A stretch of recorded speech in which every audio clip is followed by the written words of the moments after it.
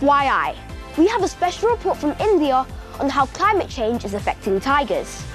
The Royal Bengal tiger is in danger. Only a few hundred remain here.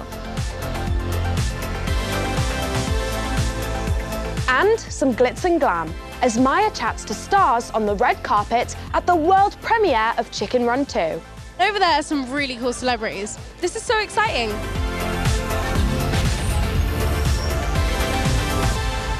Welcome to FYI, your weekly news show with all the latest info on what's going on in the world. And still all over the news is the war between Israel and the Palestinian militant group Hamas, who the UK and many other countries regard as terrorists. The fighting's happening here, in the Middle East, centred on the Gaza Strip, a small Palestinian area only a quarter of the size of London, where Hamas are in power. After decades of Israelis and Palestinians fighting over land, Hamas launched a surprise attack on Israel on October 7th. It was the deadliest attack on the Jewish community since World War II, killing well over 1,000, most of them ordinary people, not soldiers. Israel retaliated with airstrikes into Gaza, which have led to even more civilians losing their lives. In the past week, a hospital in Gaza was hit, killing hundreds of people, with both sides blaming the other for the explosion. Gaza is very densely populated, home to over 2 million people, almost half of them children. For almost 2 weeks, no aid, food or water was being allowed into the area, but a deal has been made for a small amount of aid to go through. Palestinians living in the north of Gaza had to flee their homes after being ordered to evacuate by the Israeli military. Some found shelter further south in a school run by a United Nations agency for Palestinian refugees, known as UNRWA. القصف فوق بيوتنا وقاعدين مش عارفين ايش نسوي. فبابا قال خلينا نروح على المدارس لأنه المدارس هي اللي بتحمينا. أمن عشان شربنا من الحرب. الليل والله كمان الليلة ما عرفناش ننام من القصف. معربة بتخوفن كثير جدا جدا كثير. صار إصابة وصار وانهدت الدور وهدينا على المدار وهينا عايشين ما فيش عنا ولا مية مفنطرة ولا أكل ولا حمامات مية حمامات. We've got a hold of Jonathan Cricks from the children's charity UNICEF, who's in Jerusalem. Hi Jonathan, thank you so much for joining us. Hi, thanks for having me. So what's the situation that you're seeing in Gaza right now? I mean, it's a huge crisis, isn't it? The situation is very dire. People are practically running out of food, water, electricity, medicine. And one of our main concerns at UNICEF is clean water is running out in the Gaza Strip. And in addition to that, we have way too many children who have been killed and injured. So what needs to be done to help? From the very beginning of the crisis, UNICEF has been delivering support to the children, to the families. So for the moment, our main focus is to ensure that the humanitarian aid is getting into the Gaza Strip. What about all the people whose homes have been destroyed? Are they able to leave Gaza? So for the moment, there is no civilian who can enter or exit the Gaza Strip. We are very concerned about what's going to happen when you see those images of the buildings and the apartments and the houses which have been destroyed. Where are those people going to be able to go? So it's a very difficult situation. Well, thank you so much for joining us. We'll make sure to stay in touch. Thank you very much. Bye-bye. Meanwhile, around the world, people are responding to the conflict. There have been demonstrations from both the Palestinian community and the Israeli Jewish community. And here in the UK, there are concerns about hate crime increasing towards both communities. In London, some Jewish schools closed for fear that their pupils will be targeted, and others have more security guards. The Prime Minister, Rishi Sunak, visited a Jewish school to reassure students. Being Jewish right now, it's an incredibly difficult thing regarding the conflict going on. It's a sad fact that as things have got worse, we've needed to do more and we'll continue to do more. stand with all of you in the Jewish community, not just today, not just tomorrow, but always, and I really mean it.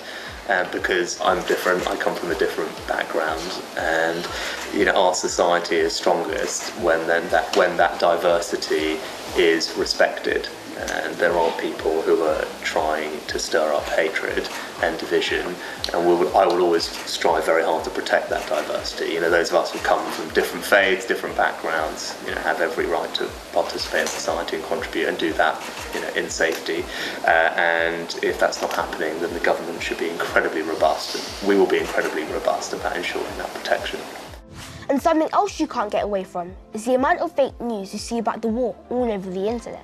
Yeah, like this video being shared online. It claims it shows events happening in Gaza, and it's been seen by millions, but it actually shows fireworks in Algeria. It's fake news. Just remember, not everything you see online is true. Always go to trusty news sources like us here on FYI, if you want facts. Now, on a lighter note, see what you make of this story. Apparently, researchers from a zoo in Austria discovered that these flying tree frogs camouflage themselves as poo so that predators won't eat them. But is that fake news or fact? We'll let you know later in the show. Now for some more amazing animals. Next in our series of special climate change reports from around the world, we head to India to find out how the crisis is affecting the survival of tigers. Yep, and it's all part of a new documentary from Sky Kids called Save Our Wildlife.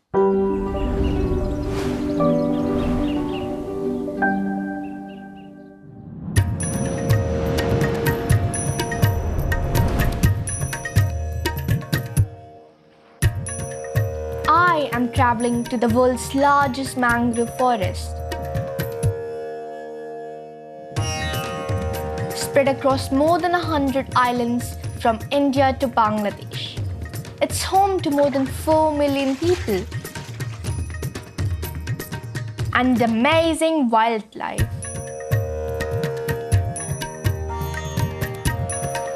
I'm hoping to actually see a wild tiger. Anil is helping me. He works with the government rangers to protect them. But he says my chances of seeing one are slim. The Royal Bengal tiger is endangered. Only a few hundred remain here. So when was your last time when you ever saw a tiger? Few months back. These 2 calves with mother and male also. Whoa. For many years, there has been a major crackdown on poachers hunting them for their fur. But the tigers' problems are far from over. I'm here looking for evidence for the biggest threat to their future. As the ice caps melt, the rising sea levels are overwhelming these islands. Storms known as cyclones are also becoming more frequent. Climate change is destroying farming communities and the tigers' natural habitat.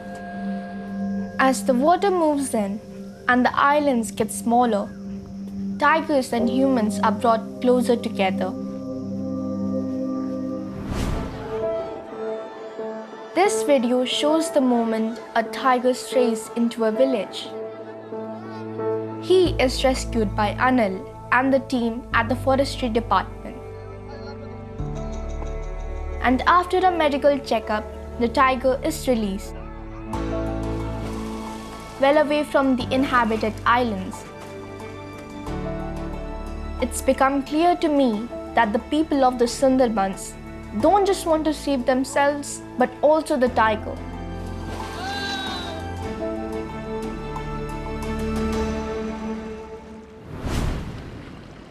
With tiger numbers so low, it's hardly surprising we didn't spot one. But I have heard 2 more tigers have strayed into villages. They have also been rescued and taken to this center.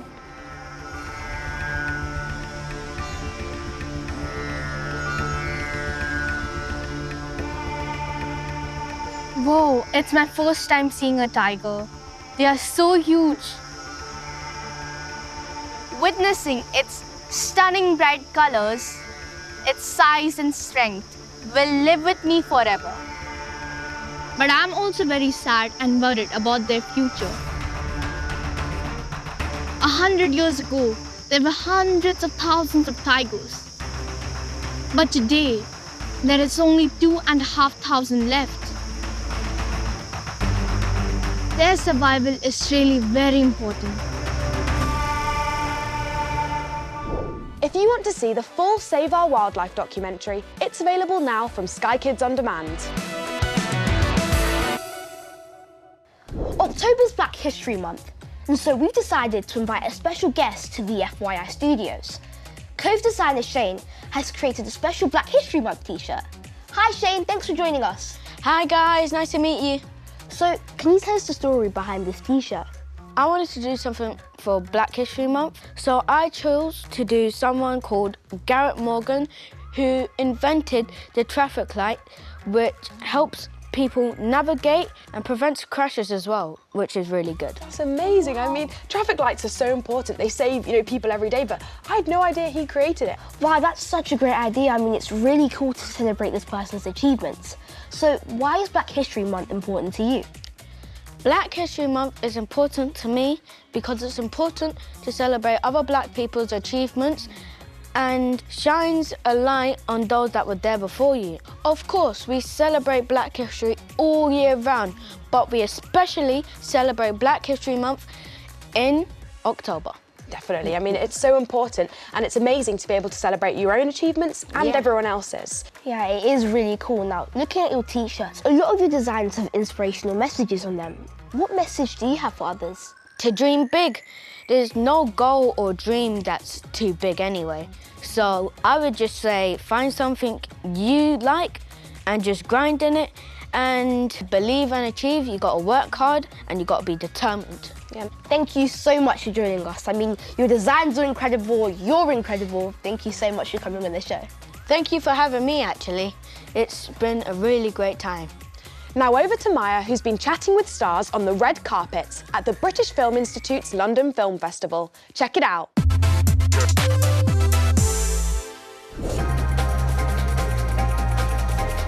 I'm here on the red carpet for the world premiere of the new Chicken Run film, The Dawn of the Nugget. The famous chickens that didn't want to be turned into pies are back. Last time we broke out of a chicken farm. Well, this time...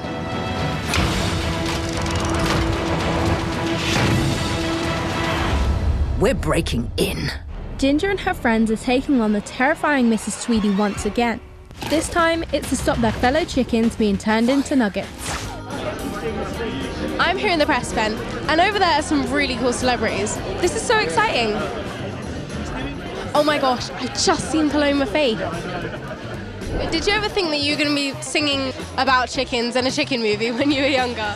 It's not one of my main goals in life, but it's become a pleasant surprise. I always wanted to do stuff with children's films and soundtracks because I've got like a high-pitched voice and I always thought they would be quite good with animation. I'm excited, I'm really happy and honoured that I get to do this one. How do you write what chickens say? That's a very good question. What might chickens joke about? What might they say to each other? You have to just forget that they're chickens and imagine that they're people. I found out that you've actually became a vegetarian over making this film. So is that what you hope other people will do as well? Think of the chickens before themselves? Well, I don't like to preach, I think that the films are there to really entertain, and I think that's our number one duty is to kind of entertain an audience. Look, if people come away and they think a little bit more like a chicken, then that's okay by me. It's go time. It's all right. I went before we left. So did you guess whether this frog could actually camouflage itself as poo to put predators off eating it? Well, it's fact. Researchers from a zoo in Austria have been studying the flying frog, and they concluded that they were disguising themselves as poo. And when they did, attack rates from birds dropped by half. Pretty impressive. That's about it from us. But as we're counting down to Halloween, we thought we'd leave you with a story about the world's heaviest pumpkin. 2749! Yep, in the USA, this giant pumpkin grown by Travis Ganger broke the world record, weighing 1.2 tons. That's around 2 fully grown cows. Wow, good work, Travis. See you next week. Bye.